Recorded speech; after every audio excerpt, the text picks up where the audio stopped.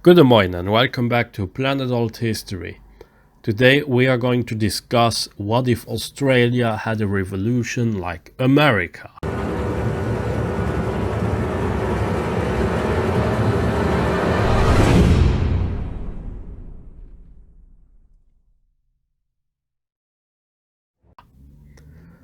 Australia is the largest country in Oceania and the world's sixth largest country. It has a variety of landscapes, climates, geographical areas and much more. There is a cultural diversity as well in Australia with different Aborigine groups and later on European migration as well as Asian migration and some African migration as well into the mix. Australia has the reputation that it started out as a big prison and was the place where criminals were deported. But to reduce Australia's history to only this one point and also the whole Australian identity to poisonous animals, that wouldn't just be fair. Yes, it's funny and also the Emu War is funny, but I think it gets easily overdone in the last few years. As you may know, Australia wasn't always Australia, because first the Aborigines had their own clans and system of trade, of exchange, and later on the Dutch they discovered Australia but never truly claimed it, while Britain was the one country that not only claimed but also settled in Australia.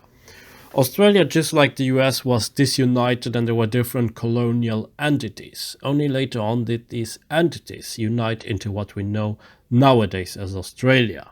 And even then, Australia as a country was questioned, mainly when Western Australia wanted to leave the Commonwealth of Australia in 1933. They sent a delegation to Westminster, but Westminster claimed that the referendum with 68% of the voters agreeing to leave the Commonwealth of Australia was invalid. Australia has a lot of resources, but when it comes to fertile soils, Australia does have some issues, as there aren't a lot of them. Also, the country isn't very populated, and due to the immense size of the country, some problems they can still arise.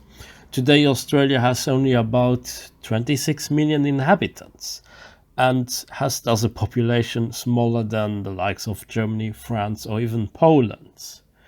The Queen is still the head of state, and the UK still retains some power in there. The struggle for independence wasn't bloody, and the relations with the UK, despite the fact that Australia started out as a penal colony, they are still very good. And they also continue to stay relatively good. But what if all of that changed? What if Australia had a revolution like America? One factor that will be a huge advantage for Australia is the distance and the interests of other countries such as France and the Netherlands, maybe later on even Japan or China. Portugal is a staunch ally of the UK, would side with the UK, and Spain would already be on a decline. Couple the distance and the interest of other countries in Australia and we can potentially get something done with a revolution in Australia. The best point of divergence we can take would be the Eureka Rebellion. Have you ever seen this blue flag that had like a white cross on it, especially when playing a certain paradox game where you then change to a fascist regime? Yeah, that flag was designed by the rebels of the Eureka Rebellion. There were gold license fees which were imposed by the local government, and during a gold rush, that's something you absolutely want to avoid. Yes, there were armed battles, but it wasn't really that serious. But let's just say that in this timeline, the French, who originally wanted Western Australia, would make a deal with the rebel leaders, somehow through one way or another.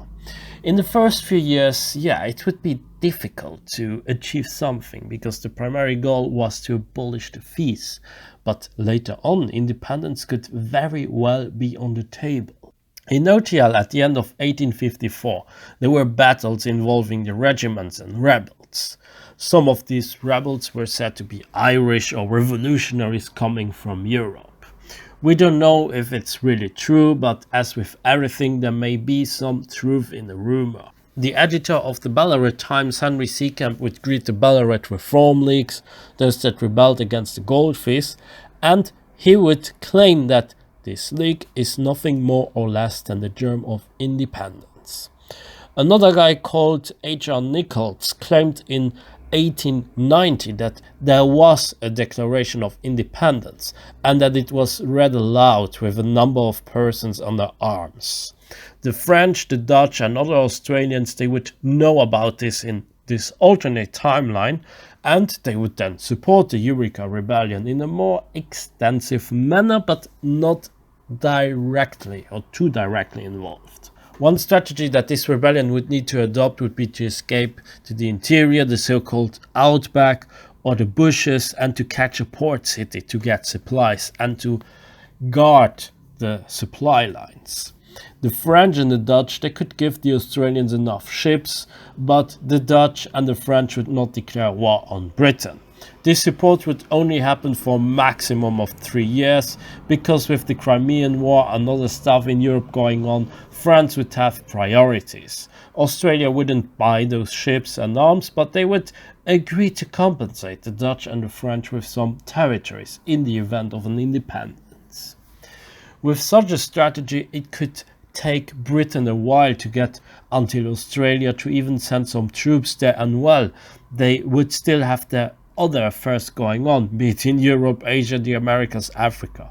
Australia would really be lucky in this timeline, and after some years of guerrilla war, Britain would agree to give them their independence or to just abandon them.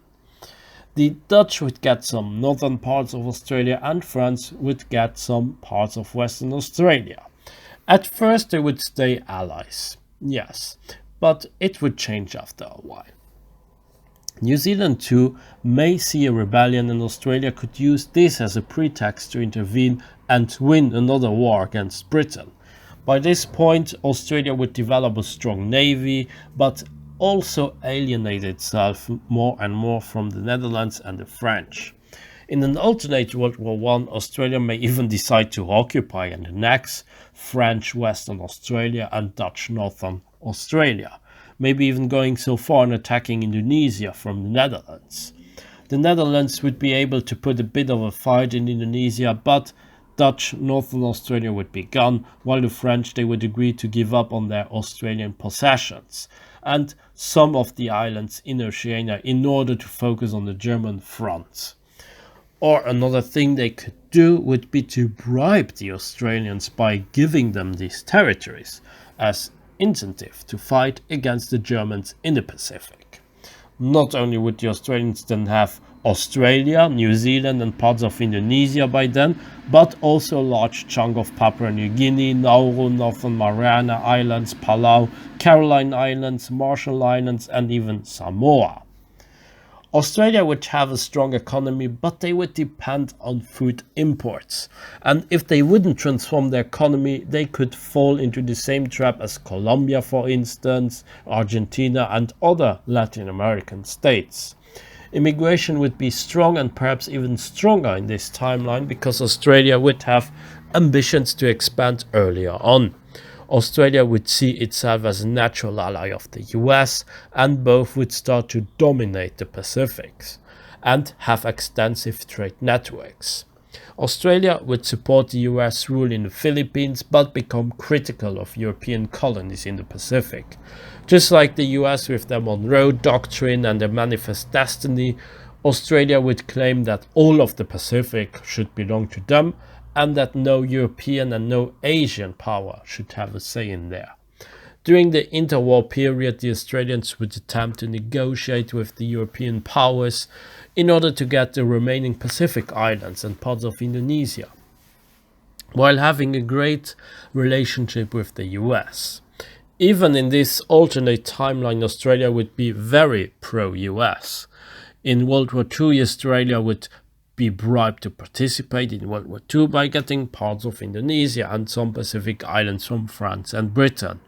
At first, Japan would do a bit better and even reach India in this alternate timeline, but once Australia enters the war with the US, Japan would be beaten quickly and, well, the nuclear bomb would still be dropped by the US. During the Cold War, Australia would be staunchly anti-communist and gain South Korea and Japan as well as Taiwan as great allies, while opposing the People's Republic of China. Australia wouldn't gain any territories from Japan, but thanks to the US, Australia would be able to get some rights over most of the Pacific Islands.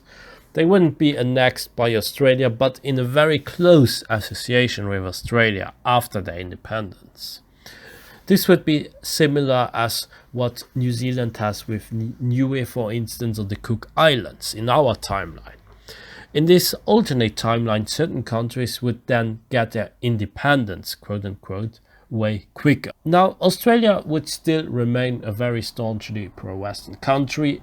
It would be a republic in this timeline, a country that has a really great navy, and it would be a force to reckon with, and a true hegemon of the Pacifics.